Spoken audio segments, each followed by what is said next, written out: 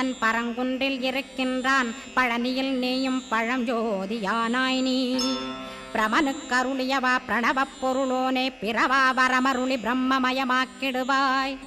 திருச்செந்தூரில் நீ சக்திவேல் தாங்கிவிட்டாய் பழமுதிர் சோலையில் பரஞ்சோதிமயமானாய் சுவாமி மலையிலே சிவசுவாமி கருளிய நீ குன்றுகள் தோறும் குருவாய் அமர்ந்திட்டோய் ஸ்கந்தகிரியை நீ சொந்தமாக்கிக் கொண்டனையே ஸ்கந்த குருநாதா ஸ்கந்தாஸ்ரமஜோதியே